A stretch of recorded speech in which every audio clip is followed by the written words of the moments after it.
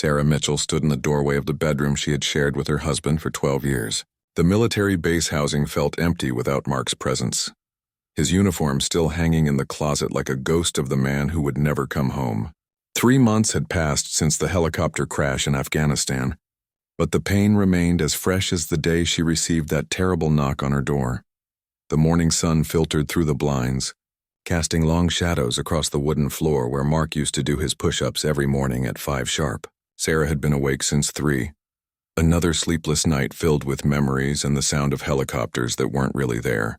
The base commander had been patient with her, allowing her to stay in military housing longer than usual, but she knew her time was running out. As she walked through their small home, everything reminded her of Mark. His coffee mug still sat in the kitchen sink unwashed. His reading glasses lay folded on the nightstand next to a book about military history he would never finish. But it was the locked drawer in their bedroom dresser that had been calling to her for weeks now. Inside that drawer was Mark's service pistol, the weapon he had carried during his 3 tours overseas before becoming a helicopter pilot. Mark had always been careful about gun safety. He taught Sarah how to handle firearms when they first married, insisting that as a military wife she needed to know how to protect herself when he was deployed. But this wasn't about protection anymore. The weight of grief had become unbearable, and Sarah found herself thinking about that gun more and more each day. The base chaplain had visited several times, offering counseling and support groups for military widows. Sarah had attended a few meetings, sitting in circles with other women who understood loss in ways civilians never could. But nothing seemed to help the crushing loneliness that followed her everywhere. Friends and family had stopped calling as frequently, assuming she was healing, but Sarah felt more isolated than ever. That Tuesday morning, something inside her finally broke. She had received another letter from the military about moving out of base housing, and the reality of starting over somewhere else felt impossible. Mark had been her anchor, her reason for getting up each morning, and without him she felt lost at sea. The drawer seemed to call to her with a strange magnetism she couldn't resist. Sarah's hands trembled as she reached for the key Mark had hidden behind their wedding photo. She had watched him lock away his weapon countless times, always treating it with the respect and caution of a trained soldier. The metal felt cold in her fingers as she turned the key, and the drawer slid open with a soft whisper. There it was, exactly as Mark had left it, cleaned and properly stored in its case. She lifted the weapon with both hands, surprised by how heavy it felt despite all her training years ago. Mark's voice echoed in her memory, reminding her about proper handling, about treating every gun as if it were loaded, about the responsibility that came with holding something so powerful. But those lessons felt distant now, overshadowed by the overwhelming desire to make the pain stop forever. The gun felt foreign in her hands despite her familiarity with it. She had fired weapons at the base shooting range with Mark, even earning decent scores, but this felt different. This felt final. Sarah sat on the edge of their bed, the weapon resting across her lap, and tried to remember what happiness felt like.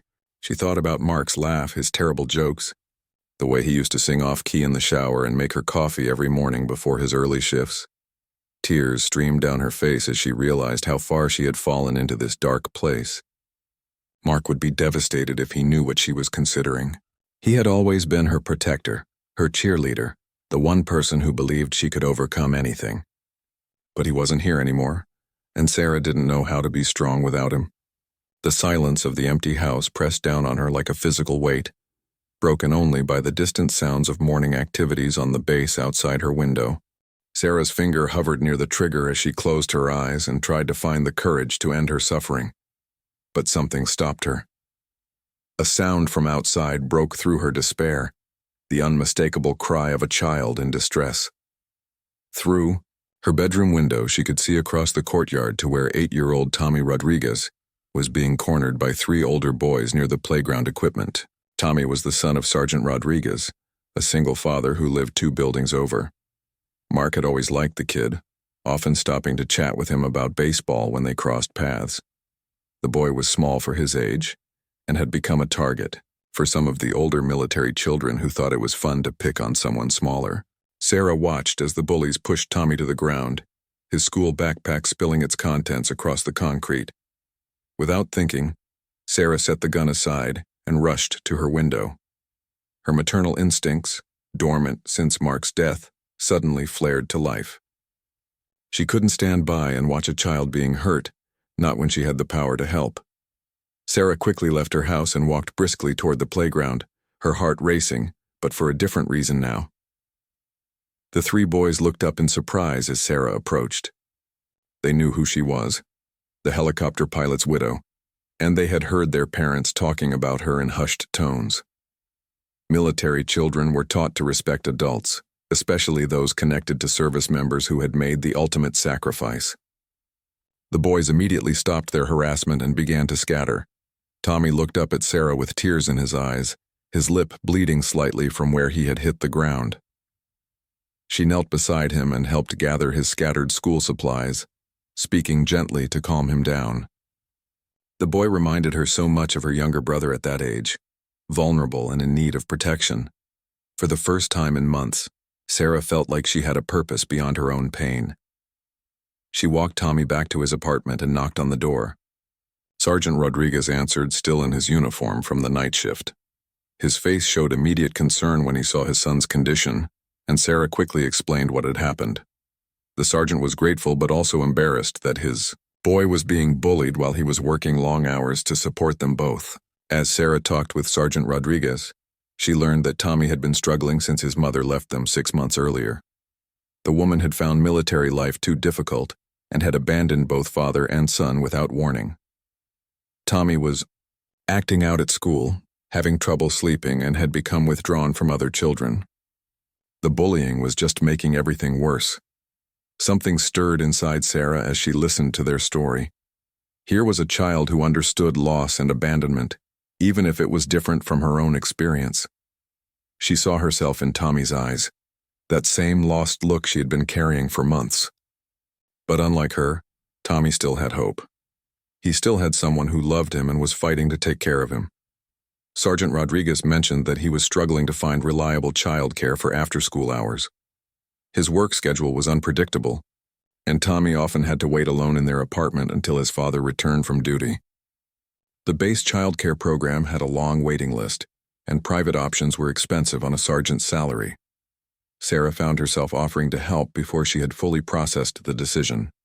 The words surprised her as they came out of her mouth.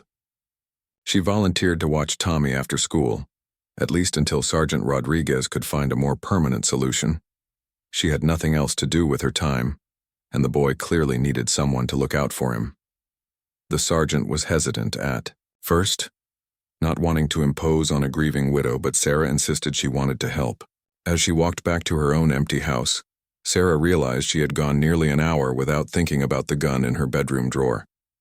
The brief interaction with Tommy and his father had awakened something in her that had been sleeping since Mark's death. She had felt useful again, needed, like she could make a difference in someone's life.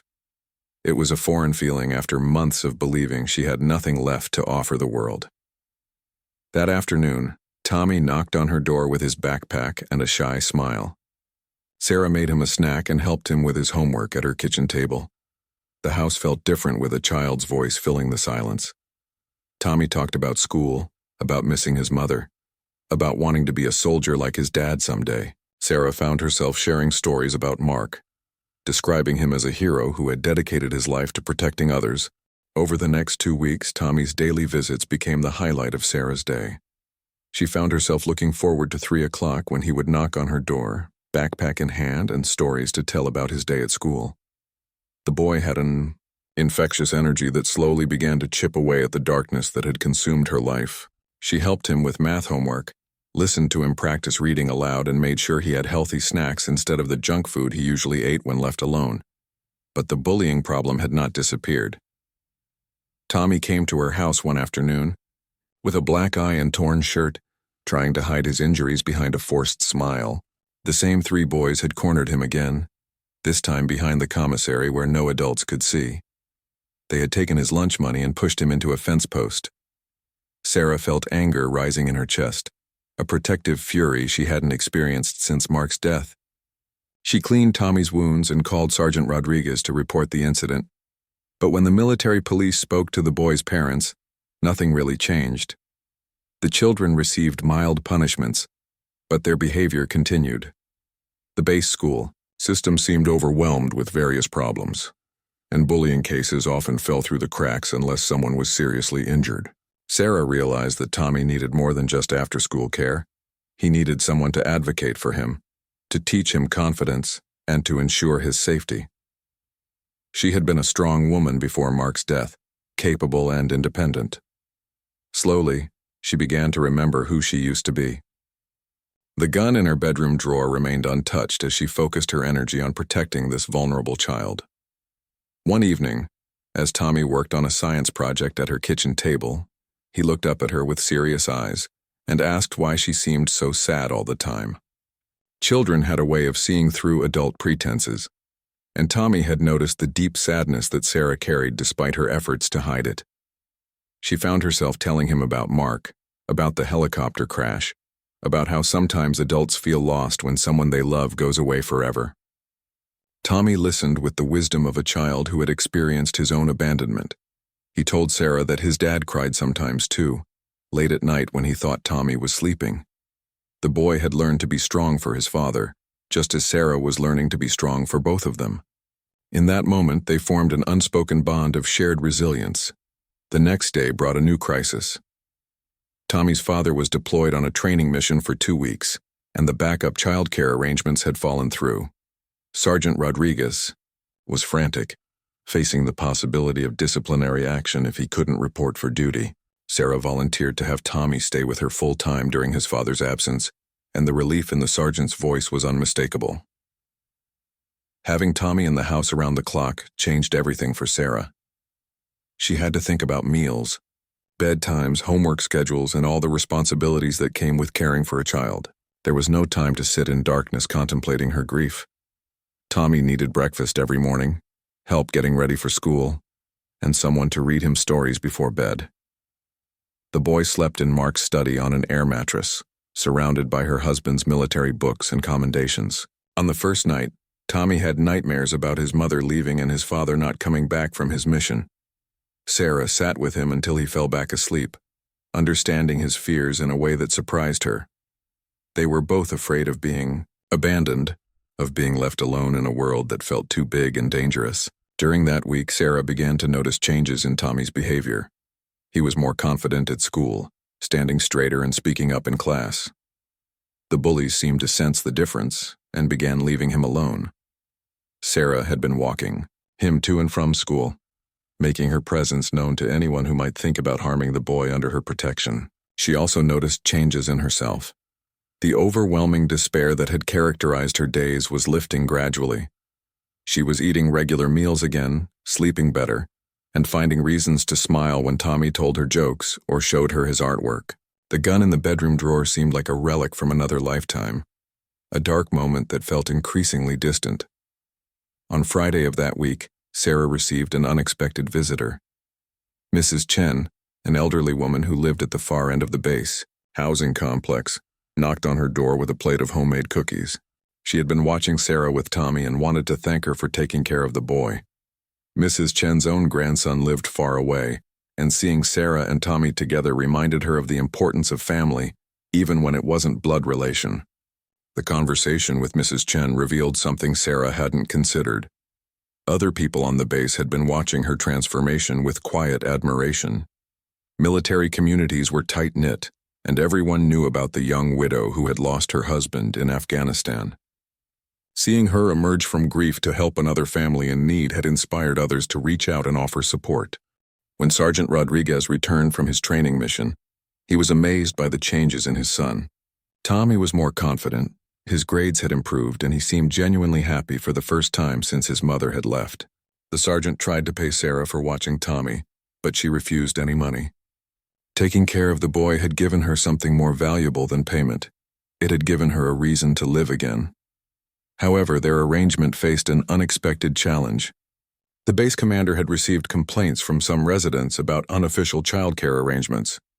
Military housing had strict rules about who could provide childcare services, and Sarah's informal agreement with Sergeant Rodriguez was technically against regulations. The commander called both adults to his office for a discussion about the situation.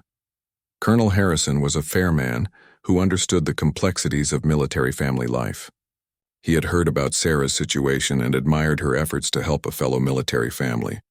But he also had rules to follow, and couldn't make exceptions that might set precedents for other residents. He gave them 2 weeks to find an alternative arrangement or face potential consequences. The news devastated both Sarah and Tommy.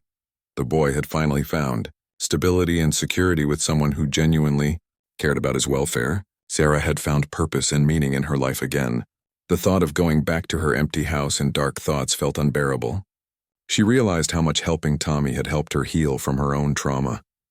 That weekend, Sarah made a decision that surprised everyone, including herself. She researched the requirements for becoming a licensed childcare provider on military bases.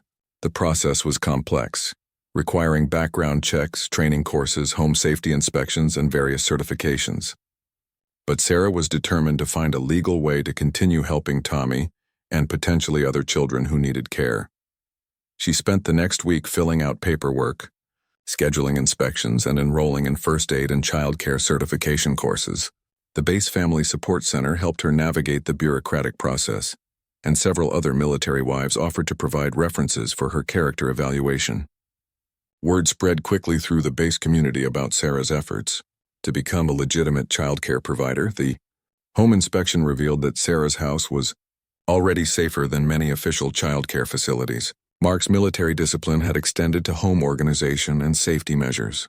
The inspector was impressed by the secure storage of potentially dangerous items, including the discovery of the properly locked gun cabinet in the bedroom. Sarah had made sure the weapon was secured according to military regulations, though she no longer thought about it as anything other than Mark's possession that needed proper storage. During the certification classes, Sarah met other military spouses who were struggling with childcare issues. The base had a severe shortage of quality, affordable options for families.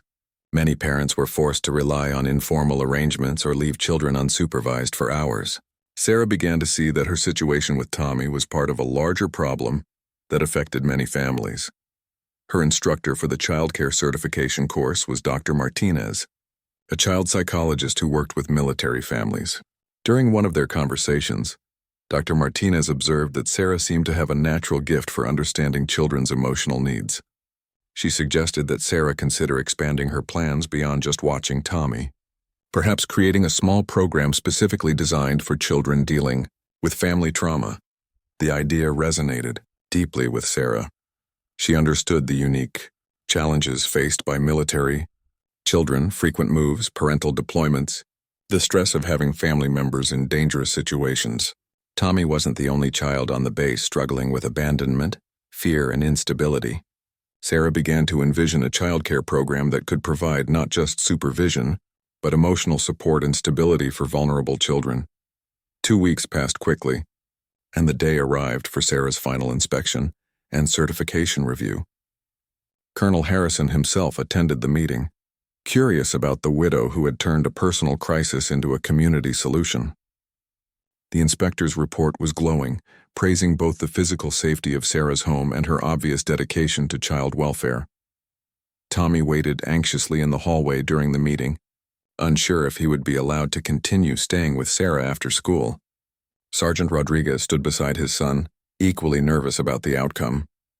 Both had come to depend on Sarah's care and stability in ways that went far beyond practical childcare needs. When the door opened and Sarah emerged with a smile and official certification papers in her hand, Tommy ran to hug her legs. She was now officially licensed to provide childcare services for up to 6 children in her home. The arrangement with Tommy was not only legal now, but Sarah was qualified to help other families facing similar challenges. Colonel Harrison shook Sarah's hand and commended her for turning personal tragedy into community service. He mentioned that the base was always looking for qualified childcare providers, and that Sarah's program could potentially receive official endorsement if she continued to meet all requirements. For the first time since Mark's death, Sarah felt like she was exactly where she was supposed to be, doing exactly what she was meant to do. Word spread quickly through the base about Sarah's new licensed childcare program. Within a week, she received calls from 3 other military families desperate for reliable after-school care. Each family had their own story of struggle. Single parents working odd hours, dual military couples with conflicting schedules, and families dealing with deployment stress. Sarah carefully interviewed each family and accepted 2 more children into her program. The first new child was 6-year-old Maria Santos, whose mother was a nurse working 12-hour shifts at the base hospital. Maria was quiet and withdrawn, having recently moved to the base after her father's death in a training accident. She reminded Sarah of herself in those dark months after Mark's death, lost and struggling to find her place in a world that suddenly felt unsafe and unpredictable. The second addition was 9-year-old Jake Murphy, whose parents were both deployed overseas. He was staying with his grandmother, but she was elderly and couldn't keep up with an active boy who was acting out his frustration and fear. Jake had been getting into fights at school and had been suspended twice for disruptive behavior. His grandmother was at her wits' end, worried that she couldn't provide the structure and attention Jake needed. Sarah's house transformed into a bustling center of activity. She created different areas for homework, play, and quiet time. The kitchen table became command central for school projects and snacks. Mark's study, where Tommy had once slept on an air mattress, was converted into a reading corner, with comfortable cushions and shelves full of age-appropriate books. The real challenge came in helping each child work through their individual emotional struggles. Tommy was thriving, but Maria remained withdrawn and barely spoke above a whisper. Jake was angry and defiant, testing every boundary Sarah established. Sarah realized that traditional childcare wasn't enough. These children needed healing from trauma, and she wasn't sure she was qualified to provide that level of support. She reached out to Dr. Martinez, the child psychologist from her certification course, for guidance. Dr. Martinez offered to visit Sarah's program and provide informal consultation on helping the children cope with their various traumas. She explained that sometimes the best therapy for traumatized children was simply having a safe, stable environment with someone who genuinely cared about their well-being. The breakthrough with Maria came unexpectedly. One afternoon, while the children were doing homework, Maria found a photo album that Sarah had been looking through the night before. It contained pictures of Mark throughout his military career, including some from his deployments overseas. Maria stared at one photo for a long time before quietly asking if Mark had been Sarah's husband who died. When Sarah confirmed this, Maria began to cry for the first time since arriving at the program. She told Sarah about her father, about how he used to read to her every night before he died, about how scared she was that everyone she loved would eventually leave her. Sarah held the little girl and shared her own fears about loss and loneliness, helping Maria understand that grief was natural and that it was okay to be sad sometimes. Jake's breakthrough was more dramatic. He had been acting out increasingly, knocking over chairs and refusing to follow basic rules. One day, he deliberately broke one of Mark's military awards that Sarah had displayed on a shelf. Instead of getting angry, Sarah sat down with Jake and asked him to tell her what he was really feeling. The floodgates opened, and Jake screamed about how unfair it was that his parents had left him, how scared he was that they might not come back, and how angry he felt all the time. Sarah let Jake express all his anger and fear without judgment. She told him about the day she had been so angry at Mark for dying that she had thrown his coffee mug against the wall. She showed Jake the small chip in the kitchen wall where the mug had hit, explaining that sometimes anger was just sadness wearing a disguise. Jake listened intently, and for the first time since arriving, he asked if he could help fix the broken award. The 3 children began to form their own support system, understanding each other's pain in ways that adults couldn't always comprehend. Tommy became a big brother figure to Maria, patiently helping her with reading and always making sure she felt included in activities. Jake appointed himself the protector of the group, using his anger to defend the younger children from any outside threats instead of directing it at them. Sarah established routines that provided security and predictability. Every day started with a snack and check-in time where children could share anything that was bothering them. Homework time was followed by an hour of creative activities, drawing, building with blocks, or playing dress-up. Before parents picked them up, they had quiet time with books or soft music.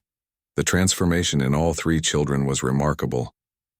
Maria began speaking up in class and even made a friend at school. Jake's behavioral problems decreased dramatically as he learned better ways to express his frustrations. Tommy continued to flourish, his confidence growing as he helped mentor the newer children in the program. But the most significant change was in Sarah herself. She woke up each morning with purpose and energy, planning activities for the children and thinking about their individual needs. The dark thoughts that had once consumed her were replaced by concerns about parent-teacher conferences, birthday parties, and summer activity plans. She had found her calling in helping children heal from trauma, just as helping them had healed her own wounds. One evening, as she was cleaning up after the children had gone home, Sarah walked into her bedroom and noticed the drawer where Mark's gun was stored. She realized she hadn't thought about that weapon in weeks except to ensure it remained properly secured. The desperate woman who had once considered using that gun felt like a stranger from another lifetime. 6 months into running her childcare program, Sarah received news that would test everything she had built. Sergeant Rodriguez was being transferred to a base in Germany, and Tommy would be moving away in just 4 weeks. The boy was devastated, having finally found stability and security with Sarah. She was equally heartbroken, as Tommy had been the catalyst for her recovery and held a special place in her heart. The news affected all the children in the program. Tommy had become their leader and protector, and his pending departure created anxiety throughout the group. Maria became withdrawn again, fearing that everyone she cared about would eventually leave. Jake's anger returned as he struggled to process another abandonment in his young life. Sarah realized she needed to help all of them navigate this transition while dealing with her own sense of loss. She decided to be completely honest with the children about the situation rather than trying to protect them from difficult emotions. During their daily check-in time, she explained that sometimes people we love have to move away because of circumstances beyond their control, but that doesn't mean the love disappears. She helped them understand that saying goodbye is hard, but doesn't have to mean saying goodbye forever. Sarah organized a special project for Tommy's remaining weeks. The children worked together to create a memory book filled with photos, drawings, and written memories of their time together. Each child contributed something special. Maria wrote a poem about friendship. Jake drew pictures of their favorite activities, and Tommy wrote thank you letters to each person who had helped him during his time on the base. As word spread about Tommy's departure, something unexpected happened. Other families on the base reached out to Sarah about placing their children in her program. The waiting list grew to over a dozen families, all of whom had heard about the positive changes in the children under Sarah's care. Colonel Harrison contacted her about the possibility of expanding her program to serve more families. Sarah realized she had outgrown her current setup. Her house could legally accommodate only 6 children, but the demand was much greater. She began researching the possibility of moving her program to a larger facility on the base. The Family Support Center offered to help her navigate the process of expanding from a home-based program to a larger childcare facility. The transition planning for Tommy's departure became a learning experience for everyone involved. Sarah taught the children about making new friends while keeping old ones, about writing letters and staying in touch, and about how people can remain important to us, even when they're far away. She realized these were lessons she needed to learn herself as she prepared to let go of the boy who had saved her life. During Tommy's last week, Sergeant Rodriguez asked Sarah to have a private conversation. He thanked her for everything she had done for his son and for giving him the peace of mind to focus on his military duties, knowing Tommy was in loving hands. But then he shared something that surprised Sarah. He had been talking to other military families about her program, and several wanted to nominate her for a Base Community Service Award. The nomination process required Sarah to document everything she had accomplished with her childcare program. As she wrote about each child's progress and the support she had provided to military families, she began to see her work through other people's eyes.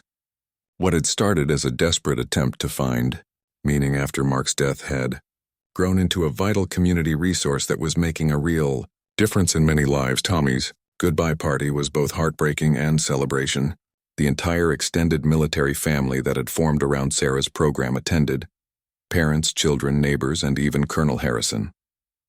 Tommy received dozens of cards and small gifts, but the most meaningful present came from Sarah herself. She gave him a framed photo of Mark in his pilot uniform, along with a letter explaining how Tommy had helped her remember what it meant to be brave and strong.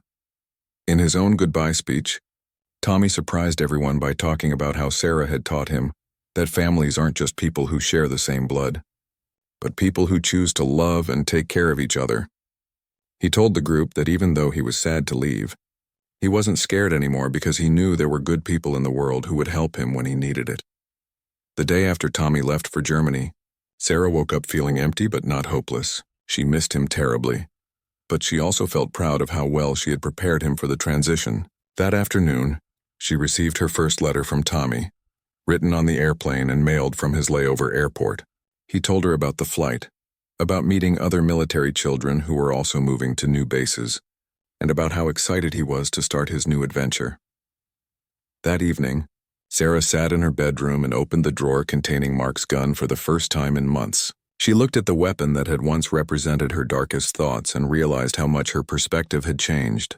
The gun was still just a tool, properly stored and secured, but it no longer held any power over her emotions or decisions. She thought about Mark and how proud he would be of what she had accomplished. He had always believed in her strength and capability, even when she couldn't see it herself. Through helping Tommy and the other children, she had rediscovered those qualities in herself. She had transformed from a woman planning to end her life into someone who was dedicated to improving the lives of others. The next morning brought a new challenge and opportunity. Maria's mother approached Sarah about the possibility of adopting another child, a 5-year-old girl whose military parents had been killed in a vehicle accident overseas. The child had no other family and was currently in temporary foster care. Sarah realized her program was evolving beyond child care into something much more significant, a place where military children could find healing, stability, and hope during their most difficult times. 1 year after Tommy's departure, Sarah stood before a packed auditorium at the base receiving the Distinguished Community Service Award from Colonel Harrison. Her small child care program had grown into the Wings of Hope Center, serving 40 military children and employing 6 staff members. The facility occupied a renovated building near the base school, complete with classrooms, play areas, a kitchen, and offices for counseling services. The success of Wings of Hope had attracted attention from military leadership at the highest levels. Sarah had been invited to speak at conferences about innovative childcare solutions for military families. Her program had become a model that other bases were studying and implementing. What made Wings of Hope unique was its focus on helping children heal from trauma, while providing excellent care and educational support. Dr. Martinez had joined the program full-time as head counselor, working with children who had experienced loss, deployment stress, and family disruption. The center offered specialized support groups for different age ranges and types of trauma. Military children from across the region were referred to Wings of Hope when they needed more than traditional childcare could provide. Sarah had also expanded her own education, earning certifications in child psychology and trauma counseling. She discovered that her personal experience with grief and recovery gave her unique insights into helping others navigate similar challenges. The woman who had once felt completely broken was now helping other broken people put their lives back together. The most rewarding aspect of her work remained the individual children whose lives were transformed through the program. Maria had become confident and outgoing, eventually becoming a peer mentor for newer children entering the program. Jake had channeled his protective instincts into leadership roles, organizing activities and helping younger children feel safe and included. Both children had maintained their connection with Sarah even after they no longer needed childcare services. Letters from Tommy arrived regularly from Germany, where he was thriving in his new environment. His father had been promoted to staff sergeant, and Tommy had joined the base youth soccer team and made honor roll at school. In his letters, he often wrote about helping other children who were struggling with moves or family problems, using the lessons Sarah had taught him about kindness and resilience. The transformation of Sarah's life had not gone unnoticed by her extended family and friends from before Mark's death. Many had watched her descent into grief with helpless concern, unable to reach her during her darkest period. Now they marveled at her energy, purpose, and obvious happiness. She had not only survived her trauma, but had used it to develop compassion and strength that benefited countless others. On the anniversary of Mark's death, Sarah established a tradition at Wings of Hope. Every year on that date, the center held a Hero Day celebration honoring all the military parents who had made sacrifices for their country. Children created art projects, wrote letters to deployed parents, and participated in activities designed to help them feel proud of their military families rather than burdened by the challenges. During that first Hero Day, Sarah spoke to the children about Mark and how his death had initially felt like the end of her world. She explained how helping Tommy had taught her that love doesn't disappear when someone dies. It transforms into new ways of caring for others. She told them that every child she helped was a way of honoring Mark's memory and continuing his legacy of service. The gun that had once called to her in her darkest hour remained locked in its secure storage, now serving its proper purpose as a safely stored firearm rather than a symbol of despair. Sarah had donated many of Mark's other belongings to military families in need, but she kept the gun as a reminder of how far she had traveled from that terrible morning when ending her life had seemed like the only solution to her pain. Sarah's story had become something of a legend on the base and beyond. Military spouses facing their own tragedies were often referred to her for support and guidance. She had a unique ability to understand their pain while also showing them that survival was possible, that meaning could be found again even after devastating loss. Her office walls were covered with photos and thank you notes from families whose lives had been touched by Wings of Hope. The program had grown beyond anyone's initial expectations, but Sarah remained focused on its core mission, providing stability and healing for military children during their most vulnerable times.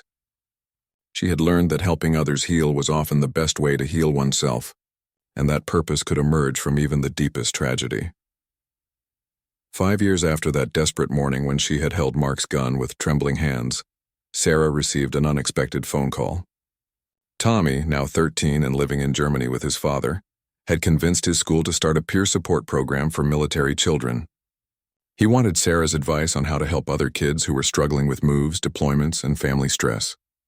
The boy she had saved was now saving others, carrying forward the lessons she had taught him about resilience and compassion. During their video call, Tommy looked confident and mature, bearing little resemblance to the frightened 8-year-old who had once been cornered by bullies. He told Sarah that he often talked to younger children about the importance of asking for help when they felt overwhelmed. He credited her with teaching him that strong people weren't those who never fell down, but those who got back up and helped others do the same. Sarah's work had evolved beyond just running Wings of Hope. She had begun writing a book about military family resilience, drawing from her experiences and those of the hundreds of families she had helped. Publishers were interested in her unique perspective as someone who had survived the depths of military spouse grief and transformed that experience into a mission of service to others. The base had also asked her to develop training programs for other military installations, facing similar childcare and family support challenges. Sarah found herself traveling frequently, consulting with base commanders and family support coordinators about implementing trauma-informed childcare programs. Each new installation brought fresh challenges and opportunities to help more military families. On quiet Sunday mornings, Sarah often walked through the base cemetery where Mark was memorialized alongside other fallen service members. She would tell him about the children she was helping, about Tommy's continued success, about the expansion of Wings of Hope to other bases. She felt his presence in those moments, not as a source of grief but as a reminder of the love that had shaped her into someone capable of loving others. The woman who had once believed her life ended with Mark's death had discovered that love never truly dies, it simply finds new forms and new recipients. Every child who found hope at Wings of Hope, every military family that discovered they could survive their darkest challenges, every person who learned that healing was possible, represented a continuation of the love story that had begun with a young widow's decision to help one scared little boy. Sarah's transformation had shocked everyone on the base, but perhaps no one more than herself. She had grabbed her late husband's gun in her darkest moment, but instead of using it to end her story, she had chosen to begin a new chapter. That choice had saved not only her own life, but had created a ripple effect of healing that continued to touch new families every day. The gun remained locked away, no longer a symbol of desperation, but a reminder of how far she had traveled from that moment of crisis to this life of purpose and hope.